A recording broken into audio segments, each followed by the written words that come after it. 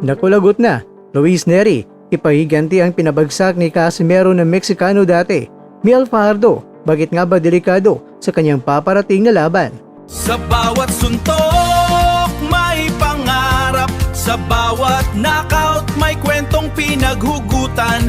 Mula sa mga probinsya hanggang sa world stage, hindi lang tayo nagbabalita, nagbibigay tayo ng boses ang hindi pa napapansin ng mundo. Samahan niyo akong busisiin ang bawat kwento at bawat sakripisyo ng mga mandirigmang mga Pilipino. Ito ang kwentong di pa nakwento. Pilipinas para sa mundo. Pilipinas para sa mundo. Hindi lang titulo ang nakataya sa darating na April 18, 2026 sa Bishkek, Kyrgyzstan. At ayon sa mga ulat, ang Mexican knockout artist na si Luis Pantera Neri ay may malalim na motibasyon ang magiganti para sa kanyang hometown na Tijuana, Mexico. Pero bakit nga ba personal? Dahil noong 2018, niyanig ni John Nariel Cuadro Alas Casimero ang mundo ng boxing nang patulugin niya ang isang pride ng Tijuana na si Ricardo Hendo Espinoza via 12-round knockout. Ang pagkatalong iyon ni Espinoza ay tinuturing na isa sa pinakamasakit na sandali para sa mga boxing fans sa Tijuana. At sa ngayon, si Neri na taga Tijuana rin ang magdala ng krusada upang itama ang kasaysayan at pabagsakin ng buksingero na nagpahiya sa kanyang kababayan. Si Neri na may record ngayon na 37 wins, 2 losses at 28 knockouts ay kilala na walang inuurungan, lalo na't bitbit niya ang karangalan ng Mexico. Ngunit si Casimero na may kartara ngayon na 35 wins, 5 losses at 24 knockouts ay sanay na sa ganitong pressure at kilalang Mexican killer sa lona. Ito ay hindi lang basta bakbakan ng dalawang dating kampiyon, ito ay digmaan ng dangal at paghiganti. Samantala mga kwento, habang nakatutok ang lahat sa Kyrgyzstan, isang silent assassin naman ang magsasagawa na isang napakadelikadong misyon sa kabilang dako ng mundo. Sa April 11, ang ating pambato na si Mel Pardo ay lilipad patungong Galvez, Argentina upang harapin si Tobias Reyes. Pero bakit nga ba ito delikado? Si Pardo mismo ang dadayo sa baluarte ng kanyang kalaban.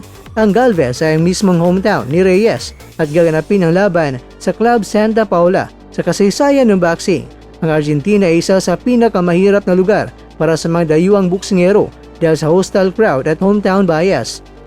Matatandaan ang madugong riot noong 2012 nang manalo si Casimero laban niyan kay Luis Lazarte sa Argentina. Isang paalala kung gaano kainit ang mga fans doon. Si Reyes ay may nakakatakot na record, 18 wins, 1 loss, 1 draw at meron siyang 17 knockouts. Habang itong si Fajardo naman ay number 4 sa IBF ranking. At narito ang misyon ni Mel, patulugin ang kalaban upang masiguradong hindi siya madadaya sa scorecards at makuha ang karapatang hamunin ang world champion na si Masamichi Ibuki. Mga kakwento, ang dalawang magigiting na Pinoy ang sasabak sa labas ng bansa. Sa Kyrgyzstan, harapin ni Casimero ang puot na isang Meksikanong sabik sa higanti. Sa Argentina, susubukan ni Pardo na manalo sa gitna ng libo-libong fans na gustong makita siyang matalo. Para kay Casimero, ang laban kay Neri ay kanyang golden ticket pabalik sa radar ni Naoya Inoue.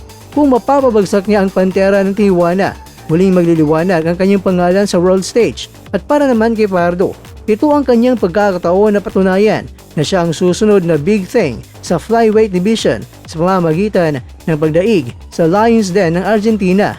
Kaya kailangan nila ng ating dasal at suporta.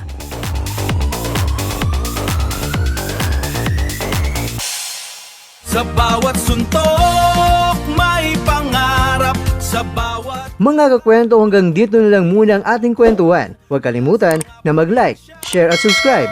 Ako po si Mr. Kwento. Ito ang mga kwentong maaring hindi pa nakwento sa inyo. Tayo ng boses ang hindi pa napapansin ng mundo. Samahan niyo akong busisiin ang bawat kwento at bawat sakripisyo ng mga mandirigmang mga Pilipino. Ito ang kwentong di pa nakwento. Pilipinas para sa mundo. Pilipinas para sa mundo.